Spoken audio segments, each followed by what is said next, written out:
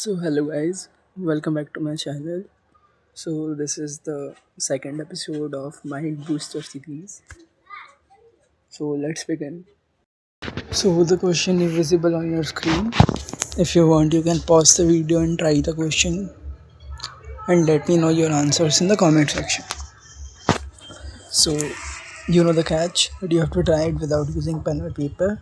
You have to solve it using a map. So it's time for me to solve the question. The number of permutations of 1, 2, 3, 4 up to 10 says that there is exactly one integer whose immediate neighbor on the right is smaller than it. मतलब जो question कह रहा है कि हम 1, 2, 3, 4 up to 10 ये सारे integers को कैसे कितने वेज में अरेंज कर सकते हैं कि उनमें से बस एक ही ऐसा इंटीजर हो जिसके राइट वाला नेबर उससे छोटा हो. इसको हम एक और तरीके से समझ सकते हैं कि कोई एक इंटीजर के अलावा सारे इंटीजर्स का राइट वाला नेबर उससे बड़ा होना चाहिए. इसका मतलब अगर हम वो जो दो इंटीजर्स हैं जिसमें राइट वाला नेबर लेफ़्ट वाले नेबर से छोटा है, अगर हम उसके बीच में एक ब्रिज डाल दें तो उसका लेफ़्ट वाला जो पूरा एक पार्ट होगा वो एस्केंडिंग ऑर्डर में अरेंज होगा. उसमें जो सारे इंटीजर्स होंगे वो एक दूसरे से बड़े होते जाएंगे. ऐसा ही same for the right one. ठीक है, हम इस वे से इसे समझ सकते हैं. ओके. और हमें ये भी पता है कि जो एग्जैक्टली इसमें दे रखा है कि बस ऐसा एक ही इंटीजर होना चाहिए. मतलब वो जो एक इंटीजर वो ज़ीरो इंटीजर भी नहीं हो सकता. मतलब ऐसा नहीं हो सकता कि सारे ही असेंडिंग ऑर्डर में अरेंज हों. इसका मतलब जो लेफ़्ट और राइट पार्ट है वो दोनों ऐसा नहीं हो सकता कि वहाँ पर एक भी इंटीजर ना हो. बस राइट पार्ट एग्जिस्ट करता हो या फिर बस लेफ़्ट पार्ट एग्जिस्ट करता हो.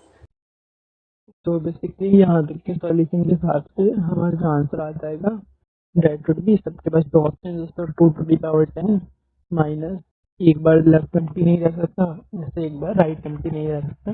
तो 2 to the power 10 minus 1 minus 1 that would be 2 to the power 10 minus 2.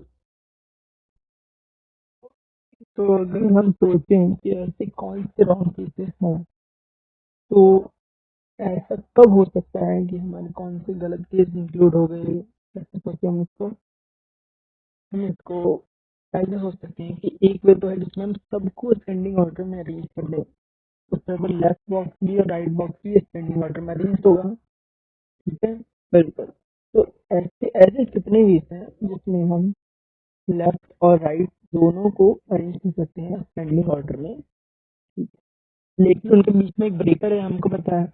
जहाँ पर लेफ्ट वाले का जो लास्ट है वो राइट वाले के फर्स्ट मोस्ट पे बर्न होना चाहिए. ठीक है, ऐसे हम कितने गैप चला सकते हैं 1 से लेकर 10 तक के इंटीजर्स के बीच में. हम ऐसे टोटल 1, 2, 3 पर ऐसे 1 और 2 के बीच में एक गैप, 2 और 3 के बीच में एक गैप, ऐसे टोटल 9 गैप आ सकते हैं. तो हम -9 कर देंगे. Answer would be 2 to the power 10 minus 2 minus 9 would be 2 to the power 10 minus 11. तो अब हम बस ये चेक कर लेते हैं कि ऐसा कोई और केस इसके अलावा तो नहीं है जो गलती से इंक्लूड हो गया.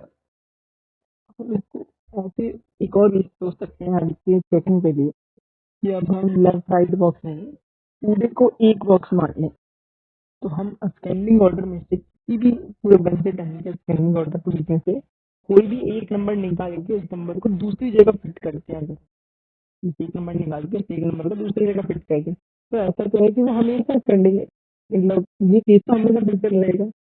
एक ही जगह ऐसे ही अगर हम किसी दो नंबर को हटा के दूसरी जगह फिल कर दें फिर हम एक ब्रेकर लगा के उनको अरेंज कर दें तो ये भी हमेशा रहेगा.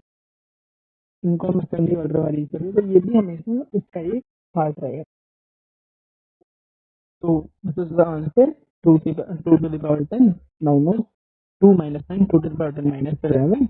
It would be 1024 minus 11 1013.